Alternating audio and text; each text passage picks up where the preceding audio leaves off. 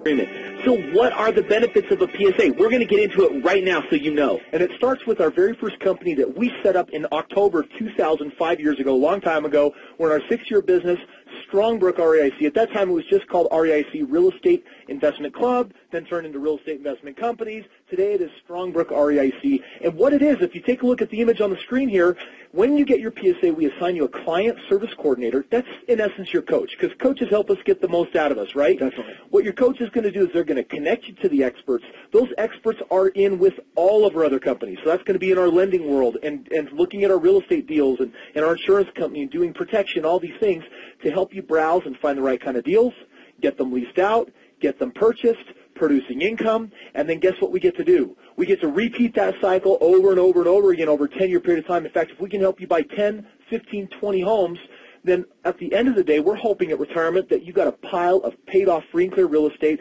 and you have the ability to earn that through sweat equity by being an IBD. You know, and here, I know it may seem overwhelming when you're trying to figure out what is this PSA thing. Let's just break it down super simple. Okay, Strongbrook REIC, what we do for people boils down to 4 steps, the 4 steps that are found in Chris's book. Number 1, it all starts with a game plan report. Get a game plan report. That's why you're going to do one first, and you're going to make sure that all your people get one. It's going to show them what they can do, when they can do it, how they can do it. Then we have to profit in the best markets, meaning we've got to go find the right deals in the right markets at the right time, using the right strategies, and that includes using the best financing alternatives out there so we can help you acquire as much real estate as possible. And then finally, you get to do some great stuff, which is create profit. Step 1, you got to have a what? A game plan. You got to have a game plan. A game plan is where everything begins. And when we say game plan, we showed you the software. It is a software. It's a report. It's something you get that's followed up by a consultation with an in-house internal expert. Why are we doing that in-house?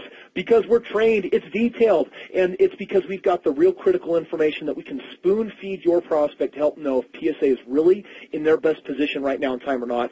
So it's going to be a 5 to 10-year plan. For some people, it's longer. For some people, it's shorter. In creating a game plan, this is where we do that first thing. We assign you a client service coordinator, and that client service coordinator is going to educate you one-on-one, online, through online videos, doing group intensives. There's a number of different ways. That client service coordinator, they're going to help recommend all your different game plan options, help you understand what they are so that you can know your options. And I don't know about you guys, but I love having options in life, especially when life's at a standstill, especially when life doesn't seem to be going anywhere. That's where I want to know, what are all the different ways that I can do real estate right now? That's what the client service coordinator is doing. They're going to align the different departments. This is a huge time saver, which we'll talk about in just a little bit. They're going to get you set up with the right kind of mindset, and they're going to regularly, behind your back, review your properties to help you know, hey, by the way, I just got an email yesterday. Did you know you guys bought this property, what was it, 2 years ago? Yes. And it's gone up, what, $50,000, $60,000 in value? Yeah. And now they have a chance to refinance and turn that into their next property. So those are the things that your client service coordinator is doing for you. Exactly. And once you've dialed that game plan in with your client services coordinator, the next step is to go out and get the properties, find the best possible deals. Now, we've got 2 different areas. We've got our hot deals, right, our hot properties, but I want to focus in on our hot markets right now because that's where we're buying the majority of our homes. That's where almost everybody is going right now. Exactly. Is the places in the country that make the most sense. Exactly. So right up here you see we've got a home in Arizona, in Phoenix, Arizona. If you look at the purchase price, this is what our client actually picked the home up for. You see it right there, $126,000, but it was sold at its peak at $304,000. Now, what's the most important here is you see that little middle line that says replace, right? The replacement cost on this home, what it costs to actually just build the bricks and mortar to get that home standing right on that lot, was $200,000. That's crazy. That is nuts. By the way, I just got to say, that's totally crazy. It is. And if you're new to real estate, you're like, wow, those numbers are like, that's crazy, okay? You just got to know that that's pretty, well, you know that we've got huge economic problems if this is the norm of the deal that we're doing. Because, by the way, does that look like a junker? No. Does that look not like at a all. fixer-upper? No, this is fantastic Nice deal. homes. And go back real quick. You also see you've got the cash flow there. And that's key, right? This cash flow is key. $249 Those are a freedom month. dollars. And those are freedom dollars, guys. That is positive net cash flow. That's after the PITI is paid, the homeowners association fees, insurance, I mean everything. Property management, management company, everything. exactly. Yeah, in fact, the cash flow often looks like $500-600, but then we get to say, hey, let's be super real. What do you get to keep? And those are the numbers that we're going to share with you. Here's another example, Las Vegas, Nevada. You see a very similar looking home, 2-car garage, 4-bedroom or 3-bedroom, 2-bath. They all all look very, very similar, built within the last 10 to 15 years. And here you see one in Florida, exactly the same type of numbers. I mean, these are so vanilla, they're almost boring. But I love what you always say about it, Chris. You say, you know what, we created a widget when it comes to the real estate that we do. It all fits in this very small box. There's no crazy wondering about what's going on. We've systematized it. And this is formula real estate. When Steve says widget, what we're really saying is we've made real estate so boring that you can hone in and make it ultra profitable. Yeah. And how do you do that? Friends, it's not a duplex today, an apartment building tomorrow, and a flip then.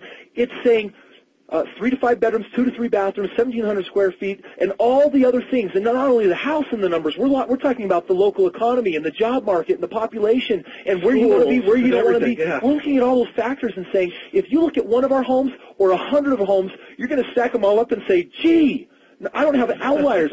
They're all fantastic. I'll take them all. Yep.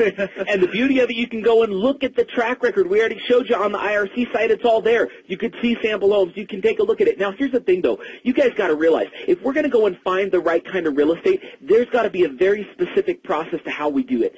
Listen, if you want to know what a professional service agreement includes, let me share it with you just briefly, okay? And I want you to think about this, because, hey, you could go do real estate on your own if you want to, right? Do you really need Strongbrook REIC?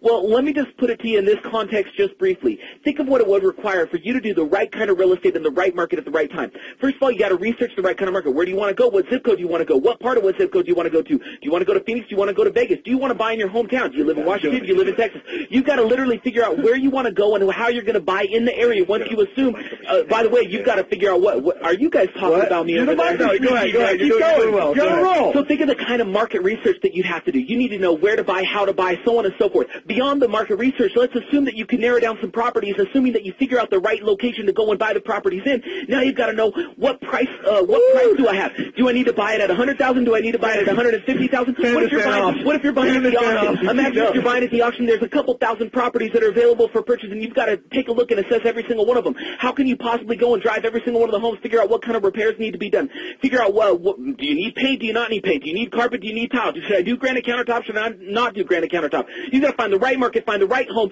figure out the right things to do with that property, because you've got to know what your game plan is so those numbers will work for you in the long term. Then you still have to close on the property, find the right kind of financing. Then you've got to make sure that you have somebody to manage it. You guys can go ahead and take a break if you want. Then you have to go and find somebody to manage the property, find the right kind of tenant, know what kind of lease to use for the tenant.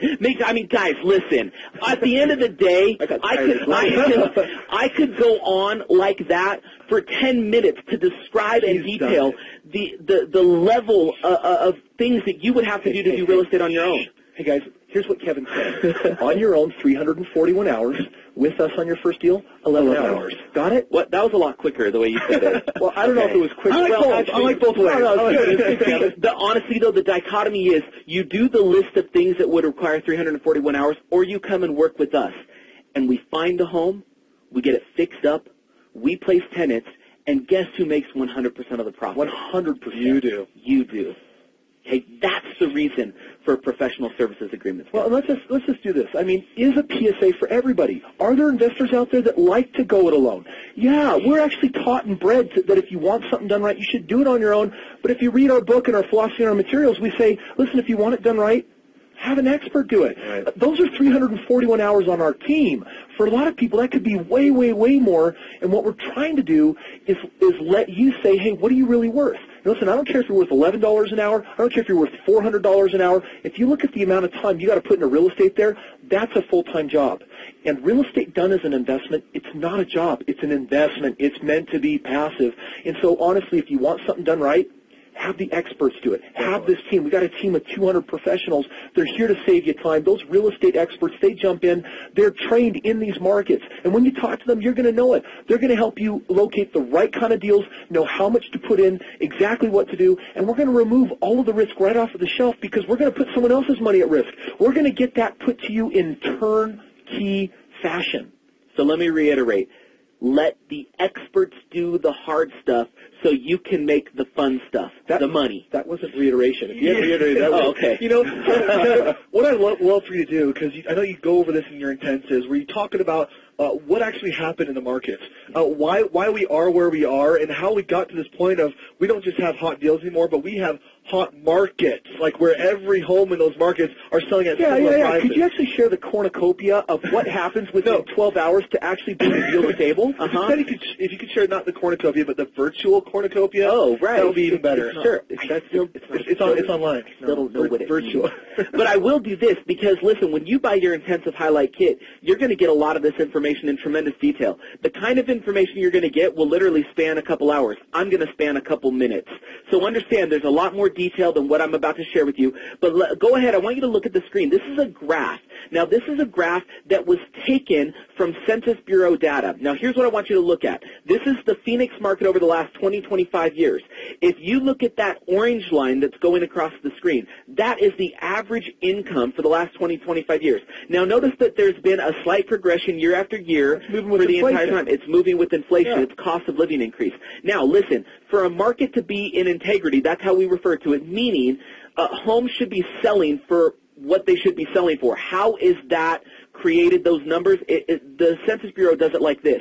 If you take average income and multiply it by 3, that should be the average house price in that market. So, for example, if the average income for the area is $50,000, what should the average home price be? $150,000. Oh, that just also happens to correlate with the way a bank normally says, hey, Absolutely. yeah, I'll lend you on up to 30, 40-ish% of your income. Yeah. So it makes sense.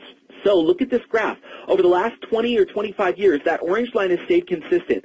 The green line is what the home price should have been, assuming the market stayed in integrity. And historically, if you look, the green line is fairly close to the blue line. For a lot of years, the blue line is what the average house price has actually been.